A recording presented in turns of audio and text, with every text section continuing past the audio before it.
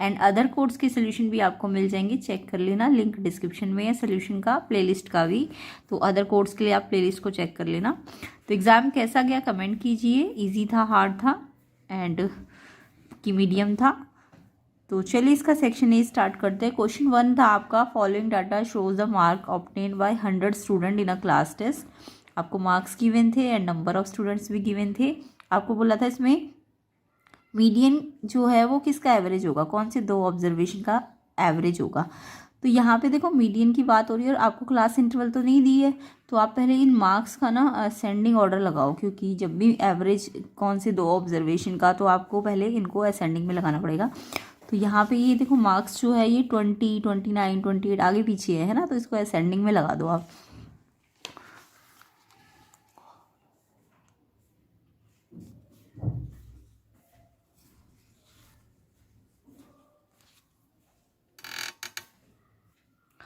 तो हमने सबसे पहले मार्क्स को असेंडिंग में लगाया, सबसे पहले 20, फिर 25, 28, 29, 33, 38, 42, 43। सबसे पहले 20 वाला आएगा, फिर 25 वाला आएगा, है ना, ऐसे करके आप इसे सही करो। एंड 20 के सामने 6 था फ्रीक्वेंसी, तो इनकी फ्रीक्वेंसी को भी सही करो। 20 के आगे 6, 25 के आगे 20, तो ये सारे फ्रीक्वेंसीज को एडजस्ट करना है इनके अकॉर्डिंग। अब आपको फ्रीक्वेंसी से CF निकालनी होती है ना, तो CF आपको पता है, पहले 6 एज इट इज़, फिर 6 में ये 20 को ऐड कर दो, जो प्रीवियस वाले होते हैं वो ऐड करते जाओ। तो 6 में ये ऐड करो, यानी ये वाला निकालना है तो ऊपर के 2 ऐड करो, तो 26। फिर आपको ये वाला निकालना है तो ये तीनों ऐड करो, प्रीसीडिंग वाले ऐड करते हैं ना। तो इस तरीके से आपको चाहे शॉर्टकट तरीका 6 एज इट इज़, फिर जिगजैग कर दो, तो 6 में 20 ऐड करो, 26, 26 में 24 ऐड करो, 50, 50 में 28, 78, 78 में 15, 93, 93 में 4, 97, 97 में 2 ऐड किया, 99, एंड लास्ट में 1 ऐड किया, 100। ये जो ओवरऑल आता है ये टोटल फ्रिक्वेंसीज होती है, चेक कर लेना। तो ये टोटल आपका 100 आ रहा है, तो यानी 100 का आधा करना पड़ेगा 50, और 50 आपको दिख रहा है ईवन है, तो ईवन है तो 2 आपको मिलेंगे, है ना, एक 50 पे मिलेगा और एक 51 पे, है ना। 50 है तो 50 और 51 2 आपके मीडियंस होंगे। 50 आंसर नहीं होगा, 50th CF में देखो और 51 CF में देखो। तो 50 CF यहाँ पे 50 है ना एग्जैक्ट, तो 50 पे कितना है 28, एंड 51 वैसे तो यहाँ नहीं है, 50 के नीचे ही आएगा, तो यानी इस वाले में देखो इसमें कितना है 29, तो यानी 28 और 29 का एवरेज है मीडियन।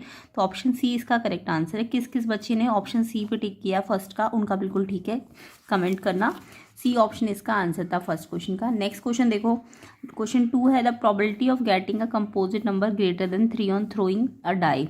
तो प्रोबेबिलिटी निकालनी थी एक कंपोजिट नंबर जो 3 से ज़्यादा हो, और जब एक डाई आप थ्रो करते हो, तो डाई थ्रो करने का मतलब कितने आपके पास ऑब्जर्वेशन है, डाई में कितने होते हैं, एक सिंगल डाई में 6 होते हैं ना, और composite number greater than 3।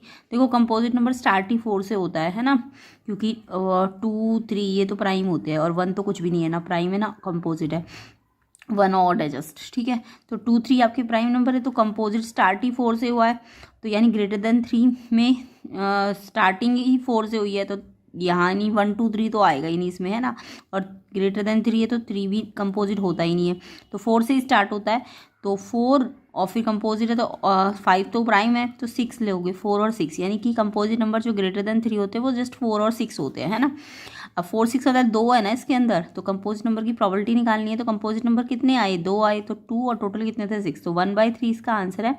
Option B किस किस बच्चे ने टिक किया है, बिल्कुल ठीक है, तो 1/3 ऑप्शन बी इसका करेक्ट आंसर है। नेक्स्ट क्वेश्चन देखो, √3 + 2 का होल स्क्वायर प्लस √3 - 2 का होल स्क्वायर, ये पूछा था कैसा है, तो ये इसको पहले सिंप्लीफाई करना था आपको। तो सिंप्लीफाई करने वाला a + b का होल स्क्वायर का फॉर्मूला खोल दो, a + b का होल स्क्वायर, a का स्क्वायर प्लस b का स्क्वायर 2 × a × b, है ना। सेम ऐसे इसको भी a - b का होल स्क्वायर का फॉर्मूला खोलो, a का स्क्वायर प्लस b का स्क्वायर, और यहाँ माइनस है तो -2 × a × b। √3 पे स्क्वायर है, रूट पे जब भी स्क्वायर हो तो रूट हट जाता है, 3 आ जाएगा। 2 पे स्क्वायर, 2 2 = 4, 2 को पहले नंबर 2 से मल्टीप्लाई करो, 2 को 2 से मल्टीप्लाई करो, रूट से नहीं करना, ठीक है। 2 2 = 4, 4 √3 आ जाएगा। √3 का स्क्वायर 3, 2 का स्क्वायर 4, 2 2 = 4 √3, ये माइनस का है तो ये प्लस है, और ये माइनस से कट जाएगा, लाइक टर्म्स भी, और कट गई। अब ये सारे नंबर है ना, सारे नंबर जुड़ गए 14, तो 14 कैसा है, ये एक रैशनल नंबर है और साथ में प्लस का भी है, तो पॉजिटिव रैशनल नंबर है, तो इसलिए ऑप्शन ए इसका आंसर है क्वेश्चन 3 का। कमेंट करना किस किस का ये आंसर है। तो ऐसे ही कंसेप्ट और डिटेल सोल्यूशन जो प्रीवियस नेक्स्ट ईयर वाले बच्चे हैं उनके लिए प्लेलिस्ट बनी हुई है, लिंक डिस्क्रिप्शन में है, प्लेलिस्ट को ज़रूर चेक कर लेना। एंड अदर कोर्स के सोल्यूशन भी आपको मिल जाएंगे प्लेलिस्ट के अंदर, वो भी चेक कर लेना। एंड कमेंट कीजिए जिनका एग्जाम हो गया उन्होंने किस किस ने ये ऑप्शंस टिक किए हैं, करेक्ट है आपके ऑप्शंस की नहीं, ठीक है। क्वेश्चन 4 देखो, ए आपको गिवन था P square Q cube R N, B आपको दिया था P three Q M R square और बोला था एलसीएम ना आपको निकालना नहीं था, ऑलरेडी दिया हुआ था। बट ये जो पावर है ना एम मिसिंग है, ये आर की पावर एन मिसिंग है, तो ये पावर्स पहले एम और एन आपको निकालना था एंड देन इसमें रखना था। तो यहाँ पे मुझे पता है एलसीएम का मतलब क्या होता है। कोई भी अगर आपके पास ए और बी के अगर प्राइम फैक्टर्स दिए हुए पी क्यू और आर में, तो आपको एलसीएम पता है हाईएस्ट पावर होती है। एलसीएम क्या होती है, उनके प्राइम फैक्टर्स की जो हाईएस्ट पावर होती है। तो पी की हाईएस्ट पावर यहाँ पे दिख ही रही है, 2 और 3 में 3 है, ऑलरेडी आपको दे भी रखा है P3। एंड देखो क्यू की यहाँ 3 है और ये क्यू की यहाँ M है। अब मेरे को पता है एलसीएम क्योंकि हाईएस्ट पावर है, तो यहाँ पे 4 जो पावर लगा हुआ है क्योंकि वो हाईएस्ट होनी चाहिए। तो यानी ये 3 है तो ऑब्वियसली ये 4 ही होगा, तो M आपका 4 होगा, है ना, इसके अकॉर्डिंग, क्योंकि क्यू की पावर 4 मैक्सिमम है, हाईएस्ट पावर लेनी है तो 4 मैक्सिमम है। तो यहाँ ऑलरेडी 3 है, तो यहाँ पे क्यू की पावर कितनी होनी चाहिए थी, 4, तभी तो 4 आया होगा, तो M आपका 4 है। फिर ऐसे ही आर की हाईएस्ट पावर एलसीएम में 3 ली है, जबकि यहाँ पे 2 है और यहाँ पे आर एन है, तो यानी एन कितना होगा, 3 होगा, तभी तो हाईएस्ट में 3 निकल के आया, तो एन आपका 3 है। अब आपको 3n माइनस 2m करना था, तो 3n कितना है 3, तो 3 को 3 से मल्टीप्लाई माइनस 2m, 2 को m से, m कितना है 4, 2 4 जा 8, तो 9 माइनस 8 1 आंसर आएगा। किस किस का आंसर 1 आया, ऑप्शन बी, बिल्कुल ठीक है, कमेंट करना। तो ये आपका क्वेश्चन 5 का आंसर है, ऑप्शन बी। नेक्स्ट क्वेश्चन देखिए, नेक्स्ट क्वेश्चन है question 5, for any prime number p, अगर p a स्क्वायर से डिवाइड हो रहा है तो a अगर एनी रियल नंबर है तो p किससे डिवाइड होगा। तो ये आपने पढ़ा भी होगा रैशनल नंबर में, अगर p a स्क्वायर से डिवाइड है या a स्क्वायर p से डिविजिबल है तो a भी p से डिविजिबल होता है, यही तो बोलते हैं हम। तो p किसको डिवाइड करेगा, a को, तो इसका आंसर a ऑप्शन हो जाएगा। नेक्स्ट देखो, तो क्वेश्चन 5 का आंसर तो आपका a आएगा, a ऑप्शन, ठीक है। नेक्स्ट क्वेश्चन देखिए, the point P divide the line segment AB in the ratio 3:1, आपको AB बाई PB का रेशो निकालना था। तो यहाँ पे देखो आपको बोल रहा है कि जो P पॉइंट है इस पूरी लाइन को 3:1 में डिवाइड कर रहा है, यानी P जो है इसको 3, इतने पार्ट 3 और ये वाला पार्ट 1 है ना। 3:1 का मतलब ये है कि ये 3 पार्ट है और ये 1 पार्ट है। अब आपको AB बाई PB निकालना है, तो देखो AB में कितने पार्ट आ गए, AB में तो ये पूरे पार्ट आ गए ना, 3 और 1, ये 3 पार्ट है, ये 1 पार्ट है। अगर रेशो है तो रेशो का मतलब ये 3 और ये पीछे ये आगे वाला 3 पार्ट है और बाद वाला 1 पार्ट है, तो टोटल पार्ट कितना हो गया, 3 + 1 हो गया ना। तो AB तो 3 + 1 4 है और PB आपका 1 पार्ट है ना, PB कितना है, 1 पार्ट है। तो AB बाई PB में AB में पूरा 3 और 1 4 आएगा और नीचे PB में 1 आएगा, तो 4/1, 4/1 को आप जस्ट 4 भी लिख सकते हो। ऑप्शन सी इसका करेक्ट आंसर है। तो किस किस बच्चे ने ऑप्शन सी पे टिक किया है 6 का, उनका आंसर बिल्कुल ठीक है, कमेंट कीजिएगा। नेक्स्ट क्वेश्चन पे आते हैं, इसका आंसर 4 आ जाएगा। अगला क्वेश्चन देखिए, x² + bx + b 0 है, 2 रियल एंड डिस्टिंक्ट रूट है, फाइंड करना था b। तो यहाँ पे आपको पहले तो 2 रियल एंड डिस्टिंक्ट, देखो आप इसमें कंडीशन क्या है, 2 रियल एंड डिस्टिंक्ट, डिस्टिंक्ट मतलब इक्वल रूट नहीं है, डिस्टिंक्ट रूट है। तो डिस्टिंक्ट रूट और रियल रूट की कंडीशन क्या होती है, उसमें d > 0 होता है। जब रियल हो और डिस्टिंक्ट हो तो d 0 होता है, ठीक है, 0 से बड़ा। तो d क्या होता है, b² - 4ac। अब b क्या है, ये तो आपको निकालना आता होगा ना, इसको कंपेयर कर लो ax² + bx + c से। तो a आपका 1 है, a आपका 1 है, b आपका x के साथ है तो x के साथ b ही है, और c कांस्टेंट कितना है, c कांस्टेंट भी यहाँ पे b ही है। तो b की जगह तो b रखो, b का स्क्वायर -4, a की जगह 1 रखो, c की जगह b रखो एंड > 0, है ना। अब आपको b² as it is 4 × b, 4b आ जाएगा एंड > 0। अब यहाँ से b कॉमन ले लो तो b -4 बचेगा अंदर, ठीक है। अब आप चाहो तो ये नंबर लाइन का कॉन्सेप्ट अगर अभी नहीं आता तो हायर क्लास में आपको समझ आएगा। तो इसमें एक b0, इसके 2 फैक्टर, दो पॉइंट्स आएंगे, एक b0 होगा और एक b -4, 0 का मतलब 4 होगा। तो 0 और 4 पे ये पूरी नंबर लाइन स्प्लिट हो जाएगी रियल नंबर वाली। तो यहाँ पे 4 से अगर बड़ा कोई भी नंबर लेते हो, मान लो 5 लेते हो, 5 लिया तो 5 -4, 5 -4 1, 5 और 1 प्लस का आ जाएगा, ठीक है, ये ओवरऑल। एंड इधर वाला कोई नंबर लोगे, 1 लोगे, मान लो 4 से 0 के बीच में 1 आता है, तो 1 लिया तो 1 - 4 3 माइनस का और ये 1 प्लस का, तो माइनस प्लस माइनस आ जाएगा। ऐसे 0 से कम वाला लो, -1 ले लो, तो -1 एंड ये -1 -4, देखो ये -1 है और ये -5 आएगा, मल्टीप्लाई होगा तो प्लस का, तो ये यहाँ वाली साइड प्लस की आ जाएगी। या फिर आप इसको ऐसे समझ सकते हो, आप अपने ऑप्शंस को देखो, इस कंडीशन पे रख के देखो। ये फर्स्ट कंडीशन है, अगर left hand side greater than 0 आ गई कंडीशन के हिसाब से, तो आपका ऑप्शन वो वाला ठीक हो जाएगा। तो अगर मैं पहला ऑप्शन देखूँ, पहले ऑप्शन में मेरे को बी की वैल्यू क्या दी हुई है, पहले ऑप्शन में मुझे ए 0 दिया हुआ है, ठीक है। तो मैं इस ऑप्शन में अगर बी की वैल्यू, इन्होंने बोला बी क्या हो सकता है, तो बी की वैल्यू 0 दी है। अब मैं अगर बी की वैल्यू 0 इस वाले इक्वेशन में रख के देखूँगी कंडीशन पे, तो बी की जगह 0 एंड ये 0 और ये भी 0, ये तो 0 है तो ये पूरा 0 ही बन जाएगा, है ना, क्योंकि ये 0 मल्टीप्लाई होगा तो 0 हो जाएगा। अब 0, ये बी 0 रखने पर ये कितना आ रहा है, लेफ्ट हैंड साइड आपका 0 आ रहा है, और ये राइट हैंड साइड क्या 0 ग्रेटर देन 0 होता है, 0 ग्रेटर देन 0 थोड़ी ना होता है, तो ये वाला तो कंडीशन नहीं बैठ रहा ना, 0 तो इक्वल होता है 0 के, तो यहाँ पे left hand side right hand side के ही बराबर आ गई, यहाँ भी 0 है यहाँ भी 0 है, तो ये तो इक्वल रूट वाली कंडीशन है, जबकि आपको डिस्टिंक्ट रूट वाली कंडीशन दी है, तो ये 0 वैसे भी ग्रेटर देन 0 नहीं है, तो ये वाला कंडीशन तो नहीं सही है। दूसरा देखो, अगर b की वैल्यू 4 रखते हो इसी में, तो b की जगह 4 रखा, 4 - 4 ये 0 बन जाएगा, तो 4 × 0, 4 × 0 0। अब ये 0 फिर से 0 से बड़ा नहीं हो सकता, तो यानी कि ये तो बराबर आ रहा है, तो इसमें भी यही कंडीशन बन रही है इक्वल रूट्स की, तो यानी कि ये डिस्टिंक्ट रूट की कंडीशन नहीं है। ऐसी नेक्स्ट बी की वैल्यू 3 रखो सी ऑप्शन में, तो यहाँ पे मैंने बी की जगह कितना रखा, 3 रखा एंड 3 - 4, तो 3 - 4 1 माइनस का बचेगा ना, माइनस का बड़ा है तो, एंड 3 बन जाए 3 -3। अब -3 तो 0 से बड़ा थोड़ी ना होता है, वो तो छोटा होता है, तो यानी ये -3 लेफ्ट राइट हैंड साइड से छोटा आ रहा है, जबकि हमारा कंडीशन में बड़ा आना चाहिए था, तो ये भी गलत कंडीशन है। लास्ट वाला रख के देखो, ये कंडीशन है ना, इस पे लास्ट में बी की वैल्यू कितनी दी हुई है आपको, लास्ट में बी की वैल्यू आपको दी हुई है -3, है ना, ऑप्शन डी में। तो ऑप्शन डी में b -3 मैंने इस पे रखा कंडीशन में, तो डी की जगह बी की जगह -3, बी की जगह -3 -4। अब मैंने इसे सॉल्व किया, -3 एंड ये -7 आ जाएगा ना, minus minus plus sign minus का, एंड 3 7 जा 21, 2 माइनस माइनस प्लस हो जाते हैं मल्टीप्लाई में, तो 21 ऑब्वियसली 0 से बड़ा होता है, तो ये कंडीशन इसको, ये वाला वैल्यू इस कंडीशन को सेटिस्फाई कर रहा है, तो इसलिए ये इसका आंसर होगा, डी ऑप्शन इसका करेक्ट है। ओके, तो आंसर डी हो जाएगा। ऐसे करके आपको ट्रायल एरर मेथड लगा के इस कंडीशन पे रख के देखना था।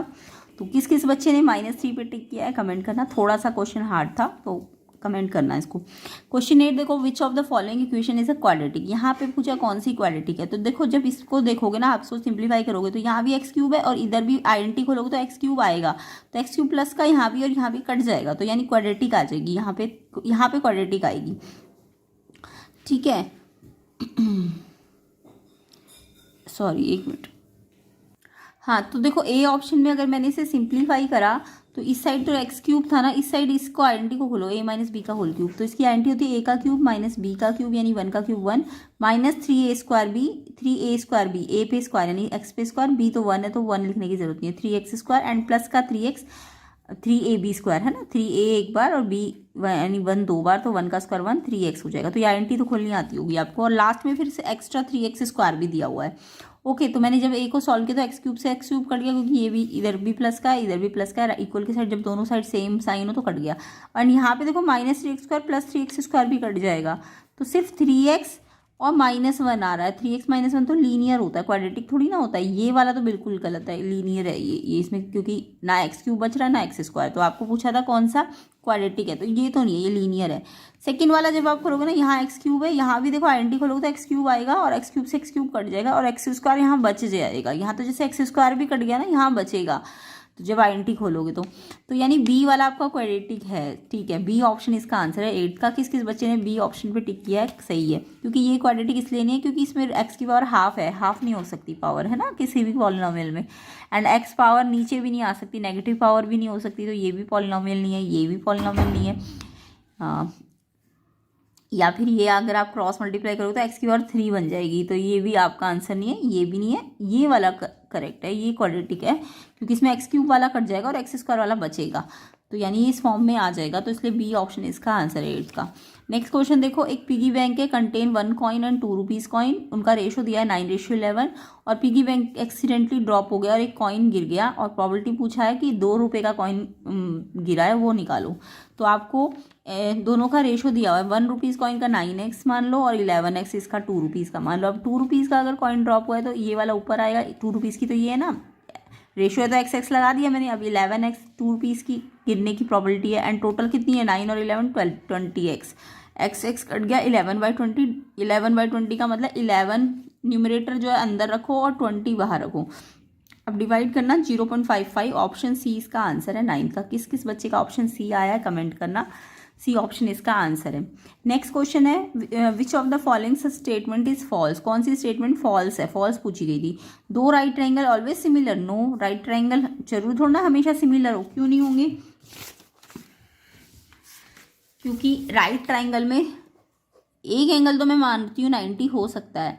अब ज़रूर थोड़ा ये दोनों एंगल 90 हो, इनका ये दोनों एंगल सेम हो, इससे क्या पता ये 30 हो और ये 60 हो, क्या पता ये दोनों 45 हो, है ना, तो ये इससे मिलता जुलता थोड़ी ना है।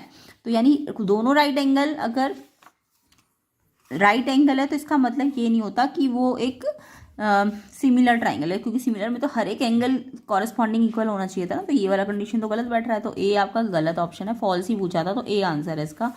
बाकी तो स्क्वायर हमेशा सिमिलर होते हैं, 2 स्क्वायर और ऑलवेज सिमिलर। 2 इक्विलेटरल ट्राइंगल भी, क्योंकि स्क्वायर से तो हर एक एंगल 90 होता है, यस। इक्विलेटरल ट्राइंगल में भी सारे एंगल 60 के होते हैं दूसरे के भी। और सर्कल भी ऑलवेज सिमिलर, क्योंकि उसमें 2 सर्कल आर ऑलवेज सिमिलर, क्योंकि उसमें 2 सर्कल, बट रेडियस भी बोलनी चाहिए थी अगर सेम है। अच्छा, 2 सर्कल का टोटल एंगल 360 होता है ना। हाँ, सिमिलर का मतलब शेप सेम होती है ना, सर्कल की शेप सेम होती है, इक्विलेटरल की शेप सेम होती है, स्क्वायर्स की। बट राइट ट्राइंगल में ज़रूरी नहीं है ऐसा, क्योंकि उसमें एंगल डिफरेंट होंगे तो साइड्स में भी कुछ चेंजेस आ जाएंगे। तो इट मीन्स इसमें शेप सेम नहीं होगी राइट ट्राइंगल्स की, तो इट मीन्स ये सिमिलर भी नहीं होंगे, ये ऑलवेज सिमिलर नहीं होंगे। ए इसका गलत वाला फॉल्स है, तो यानी ऑप्शन ए आंसर है। नेक्स्ट क्वेश्चन देखो, in the adjoining figure ABCD trapezium था, तीनों लाइनें पैरेलल थी। अब आपको ट्रैपेजियम की एक प्रॉबिलिटी, जब तीनों लाइन पैरेलल हो तो आपको पता है ना VPD लग जाती है इसमें, XD/AX = CY/BY, ये आपने थ्योरम की होगी। तो यहाँ पे XD/AX एंड CY/YB ये वाला रेशो बनेगा, है ना। अब मेरे को क्वेश्चन में दिया हुआ है AX जो है 2/3 AD है, AX नीचे वाला पार्ट है और AD पूरा है, तो AX जो है पूरे AD का 2/3 है, पूरे AD का 2/3 है। तो यानी कि मैं कह सकती हूँ कि AX पूरी AD का 2/3 है, तो जो DX होगा आप लिख सकते हो ना, अगर ये छोटा वाला पार्ट बड़े पूरे बड़े का 2/3 है तो जो DX है वो 1/3 पार्ट बचेगा, है ना।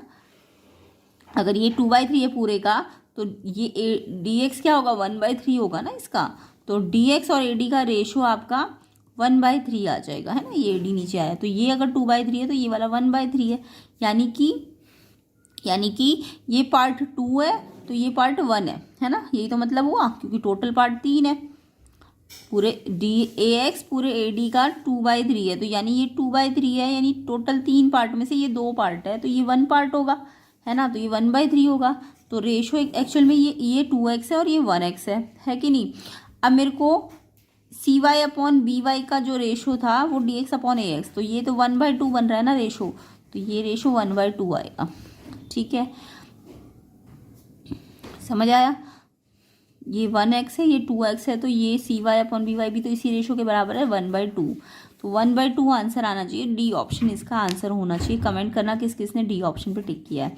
नेक्स्ट क्वेश्चन नंबर 12 देखो, फाइंड करना था 2 10 60 1 - 10 स्क्वायर 60। टेबल से आपको ट्रिग्नोमेट्रिक टेबल याद होगा, 10 60 की वैल्यू रख दो 2 एज इट इज, 10 60 √3 होता है, 1 - 10 60 की वैल्यू √3, उस पर स्क्वायर भी था। अब सॉल्व करो, 2 × √3 अंदर मल्टीप्लाई तो होगा नहीं, रूट से 2 √3 as it is, 1 as it is, √3 का स्क्वायर, जब भी रूट पे स्क्वायर हो तो रूट हट जाएगा, 3 आ जाएगा। 1 - 3 प्लस माइनस माइनस कर दो, तो 3 में से 1 माइनस किया 2, एंड जो नंबर बड़ा है उसका साइन यानी माइनस का 2, 2 से 2 1 पे कट गया, नीचे माइनस ऊपर भेज दो, -√3। अब आपको पता है √3 का वो होता है 10 60 पे होता है ना √3, क्योंकि ऑप्शंस में आपको ऐसा ऑप्शन नहीं दिया हुआ है, ये वाले ऑप्शंस दिए हुए हैं, तो आप सोचो √3 का होता है 10 60 पर, ये नेगेटिव है तो -10 60 के इक्वल है, -1060 यानी बी ऑप्शन आपका करेक्ट है। क्वेश्चन 12 का आंसर बी ऑप्शन किस किस बच्चे ने टिक किया है, बिल्कुल ठीक है। नेक्स्ट क्वेश्चन 13 देखो, which of the following statement is false, कौन सी इसमें फॉल्स है, तो फॉल्स ढूंढनी थी। Infinite number of tangent can be drawn to a circle, एक सर्कल की बहुत सारी टेंजेंट होती है, ये तो सही है। टेंजेंट तो कितनी भी हो सकती है, हाँ एक पॉइंट से अगर एक पॉइंट ऑफ कॉन्टेक्ट है तो उस पर एक ही टेंजेंट बनेगी, बट टेंजेंट तो बहुत सारी हो सकती है ना सर्कल में, तो ये ठीक है, ये करेक्ट है। Infinite number of tangent drawn to a circle from a point outside the circle, एक पॉइंट से इनफाइनाइट टेंजेंट बनती है, नो, एक पॉइंट से तो सिर्फ दो ही बनती है। क्यों, देखो अगर मैं बाहर कोई एक पॉइंट लूँगी, अगर मैं बाहर कोई एक पॉइंट लूँगी तो उससे एक टेंजेंट ये बनी और एक ये टेंजेंट बनी, और ये दोनों इक्वल होती है, आपने पढ़ा होगा। बट अगर मैं इस पॉइंट से कोई और बनाना भी चाहूँ तो वो टेंजेंट थोड़ी ना होगी, वो तो काट के चली जाएगी, तो एक पॉइंट से सिर्फ दो ही टेंजेंट बनेगी, बहुत सारी नहीं बनेंगी। तो यानी कि आपका ये वाला गलत है, इनफाइनाइट नंबर ऑफ टेंजेंट नहीं बनती एक आउटसाइड पॉइंट से, तो ये आपका ऑप्शन गलत है। तो फॉल्स वाला पूछा था, तो यानी ये बी वाला गलत है, तो आंसर बी होगा, ठीक है। तो 13 का आंसर बी किस किस बच्चे ने लिखा है कमेंट करना।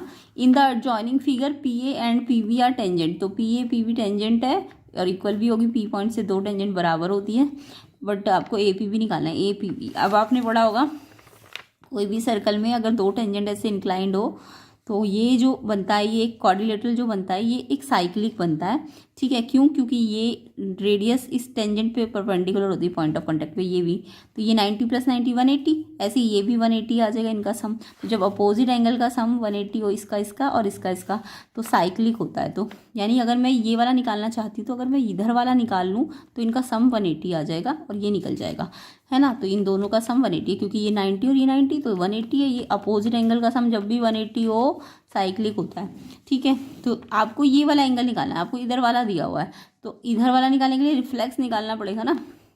वैसे तो ये रिफ्लेक्स आपको दिया हुआ है, आपको ए ओ बी निकालना है, तो 360 में से जब आपको रिफ्लेक्स का मतलब बड़ा एंगल 180 से, ये रिफ्लेक्स नहीं है, ये आपको ए ओ बी छोटा वाला निकालना है, ये बड़ा वाला रिफ्लेक्स आपको दिया है। तो 360 में से ये बड़े वाले को माइनस कर दो तो 150, अब ये 150 ये इसके साथ 180 बनाएगा, है ना, अंदर वाले के साथ, तो ये प्लस ये यानी A O B plus A P B 180, A O B आपको पता चल गया, ए पी बी आपको निकालना है, ए पी बी निकालने के लिए 150 को माइनस कर दो, 30 डिग्री आंसर है। ऑप्शन डी किस किस बच्चे ने लिखा है उनका बिल्कुल ठीक है, तो ऑप्शन डी इसका करेक्ट आंसर है 30 डिग्री। नेक्स्ट क्वेश्चन देखो, नेक्स्ट क्वेश्चन है, एक ऑब्जर्वर है जो 1.8 मीटर टॉल था, वो चिमनी से दूर है, कितने डिस्टेंस पे हो चिमनी ग्राउंड से, 38.2 पे, और आपको बोला है कि angle of elevation of top of chimney eyes of the observer से 45 है, हाइट ऑफ चिमनी निकालनी थी अबव द ग्राउंड। तो यहाँ पे मेरे को ये पहले तो हाइट दी हुई, इस बॉय की हाइट दी हुई है, अब आइज तो उसकी ऊपर होगी, तो यहाँ से वो देख रहा है ये चिमनी है ग्राउंड से लेके यहाँ तक, ठीक है। अब ये जो पूरी ए बी है ये हाइट ऑफ चिमनी है, इसको मैंने एच मान लिया, ठीक है। अब ये एच किससे बना है, देखो इस हाइट, ये एक रेक्टेंगल बन गया ना, तो ये हाइट तो इसकी 1.8, इसकी भी 1.8 होगी, क्योंकि रेक्टेंगल में अपोजिट साइड बराबर है, तो ये एक्स्ट्रा पार्ट जो है चिमनी का वो एक्स है, तो चिमनी की हाइट एक्स प्लस 1.8 के बराबर है, ये पूरी मिला के चिमनी की हाइट है ना नीचे तक, तो एक्स प्लस 1.8। अब आपको पता है ये रेक्टेंगल है, तो ये 1.8 इसके बराबर है और ये 38 पॉइंट इसके बराबर होगा, है ना। तो ट्राइंगल तो यहाँ से बन रहा है ना, अब एंगल बोला है 45 का है, तो ये वाला ट्राइंगल लो, ये राइट एंगल ट्राइंगल है ना, तो हमें यानी ये वाला पार्ट नहीं लेना, हमें जस्ट ऊपर वाला लेना है। तो अब हम इस ट्राइंगल को लेंगे, तो अगर मेरे को एक्स पहले निकालना है, क्योंकि ये तो पता ही है ये इतना ही है ना 38.2, तो मैंने लिया ये एंगल, जब यहाँ बने ये बेस होता है और ये परपेंडिकुलर है, और 90 के अपोजिट हाइपोटेन्यूज है, 90 के अपोजिट हाइपोटेन्यूज, ये जहाँ एंगल है वहाँ बेस, और बेस के सामने परपेंडिकुलर, तो मैंने एक्स अपॉन ये लेना है, एक्स अपॉन ये कितना है 38.2, तो ये 10 थीटा होता है ना, अब 10 थीटा कितना है 45 डिग्री, 10 45 की वैल्यू सबको पता है 1 होती है, ये क्रॉस मल्टीप्लाई होगा तो 1 से ये मल्टीप्लाई हो जाएगा यहाँ जाके। अब x आ गया 38.2, अब आपको कैसे निकालना था height of chimney, x plus 1.8, x कितना आ गया 38.2 एंड 1.8, पॉइंट के नीचे पॉइंट रख के प्लस करना, 40 मीटर इसका आंसर हो जाएगा। ऑप्शन सी किस किस बच्चे का आंसर है कमेंट करना, 40 मीटर हाइट ऑफ चिमनी आएगी, तो इसका आंसर आपका ऑप्शन सी होगा। एंड वीडियो को शेयर कर देना, लाइक कर देना, 1000 लाइक जल्दी जल्दी कर देना ताकि आपको इसका कंप्लीट सोल्यूशन मिले। तो तो 1000 लाइक आपको जल्दी जल्दी करना और चैनल को सब्सक्राइब भी जरूर करना। क्वेश्चन 16 देखो, in the adjoining figure the sum of radii of two concentric circle 16, length of chord A B touches the inner circle at P 16, the difference of radii निकालना है। तो देखो यहाँ पे दो कॉन्सेंट्रिक सर्कल है जिनका सेंटर सेम है और एक की जो बड़े वाले की जो कॉर्ड है आपको पता है, छोटे वाले की टेंजेंट होती है, ये सबको पता है ना। तो कॉन्सेंट्रिक सर्कल में जो बड़ा वाला सर्कल होता है इसकी जो कॉर्ड होती है ये इस छोटे वाले सर्कल की टेंजेंट होती है। अब टेंजेंट पे पॉइंट ऑफ कांटेक्ट पी है, तो आपको पता है जो रेडियस होगी वो पॉइंट ऑफ कांटेक्ट पे छोटे वाले सर्कल की टेंजेंट है ना ये, तो ओपी इस ए बी पे क्या होती है, परपेंडिकुलर होती है ना। ये टेंजेंट पे पॉइंट ऑफ कांटेक्ट पे रेडियस परपेंडिकुलर होती है टेंजेंट के। दूसरा आपको कॉर्ड की प्रॉपर्टी भी पता है, अगर कोई 90 डिग्री की रेडियस होती है तो वो कॉर्ड को बाइसेक्ट करती है, यानी ए पी पी वी के बराबर भी और पूरी ए बी का हाफ है, ये दोनों है ना, छोटे वाले पार्ट पूरे ए बी का हाफ है, ये कॉर्ड की प्रॉपर्टी और ये टेंजेंट की।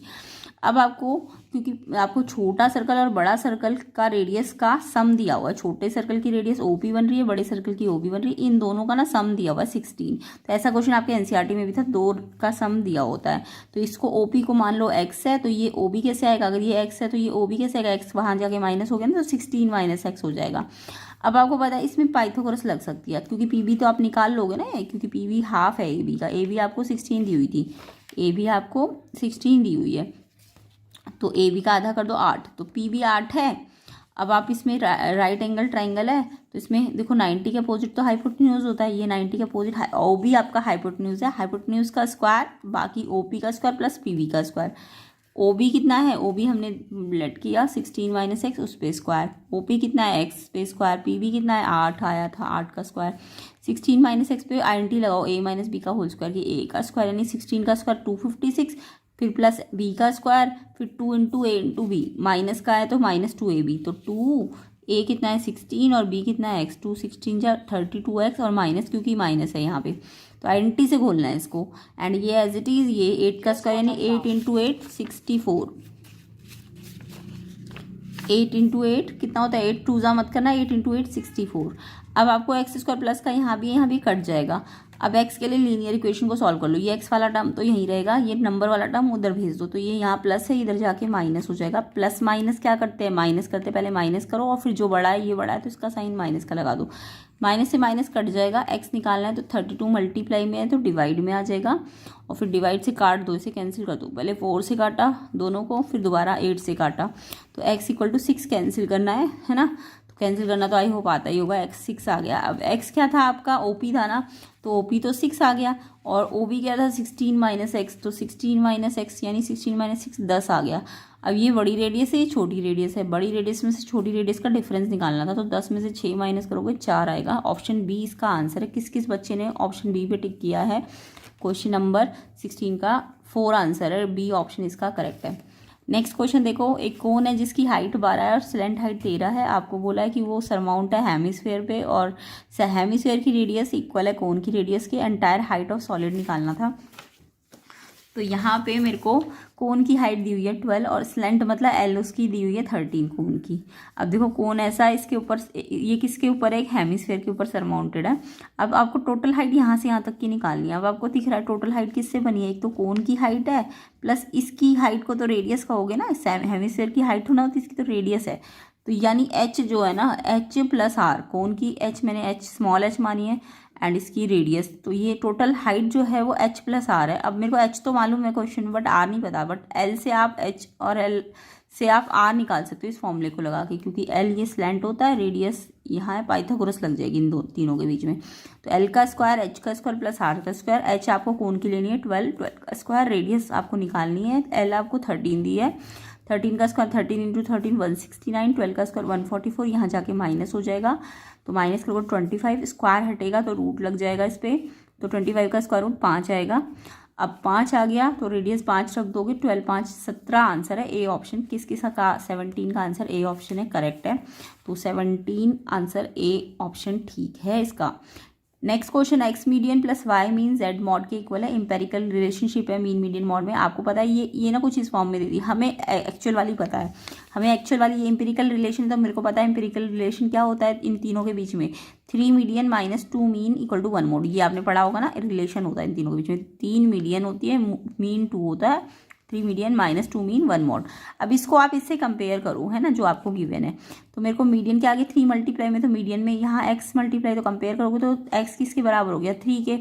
ऐसी मीन के आगे यहाँ y कॉफिशिएंट है, यहाँ मीन के आगे 2 नहीं है, -2 है। तो ध्यान रखना 2 नहीं है, ये देखो ये प्लस y है, तो ये मीन के आगे यहाँ कितना है -2 है, तो y आपका -2 आएगा। ऐसी मॉड के आगे z कॉफिशिएंट है, इसका मॉड के आगे 1 कॉफिशिएंट है, तो z 1 हो गया। कंपेयर कर लेना इनको कॉफिशिएंट्स को।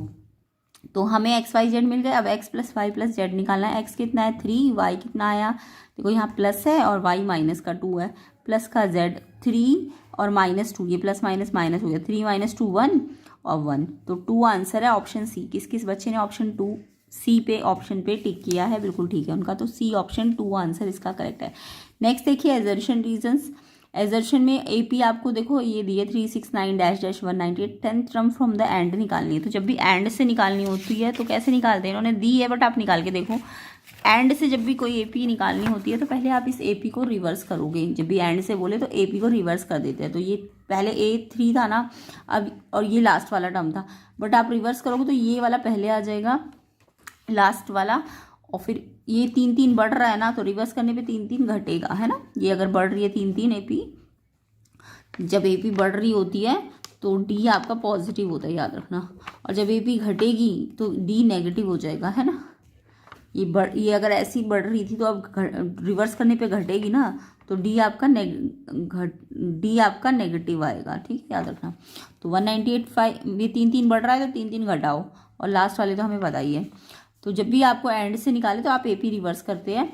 अब ए आपका नया वाला ए डैश हो जाएगा, यानी अब आपका A3 नहीं है, अब आपका ए डैश, इसको ए डैश मान लो, ये 198 है, ए की जगह ए डैश रख दिया।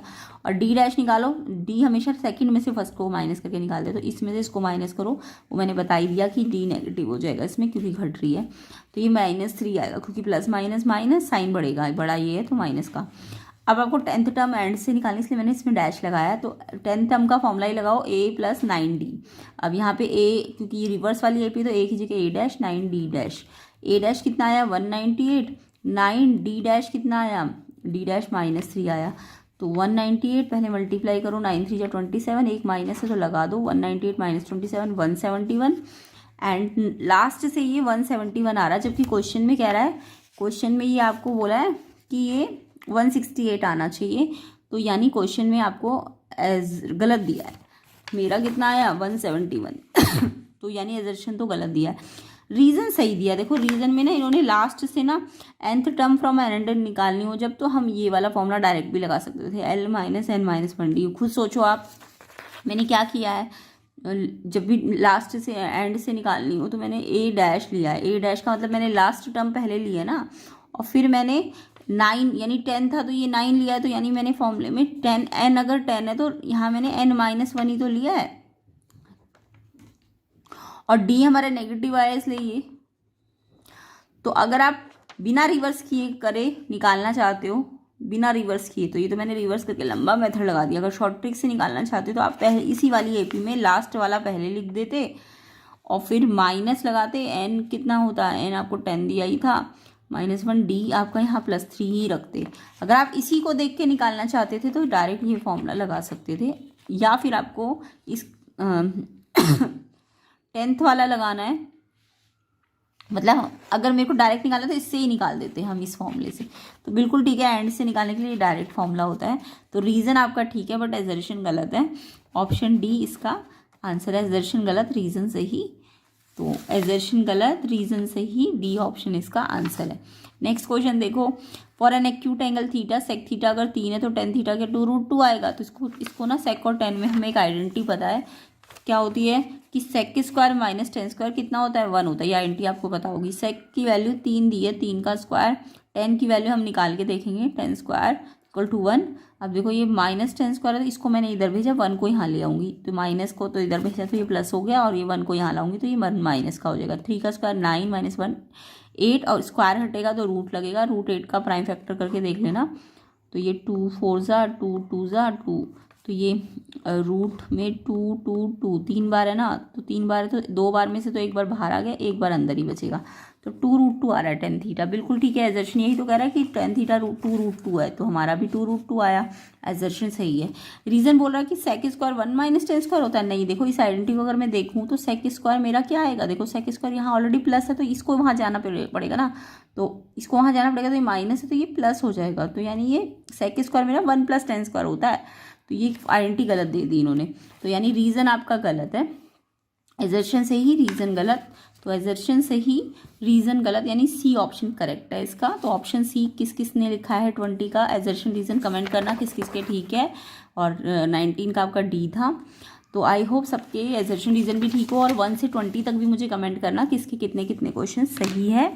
एंड वीडियो को शेयर कर दो, लाइक कर दो, 1000 लाइक अगर जल्दी से जल्दी हो जाएंगे तो मैं सेक्शन 20 ही जल्दी जल्दी कवर करा दूंगी। तो कमेंट करना कैसा गया एग्ज़ाम, ये सारा इसका सेक्शन सी के क्वेश्चंस आसान ही आए हुए हैं, प्लेलिस्ट में सारे क्वेश्चंस कराए हुए थे, आप चेक करना जो नेक्स्ट ईयर वाले बच्चे हो।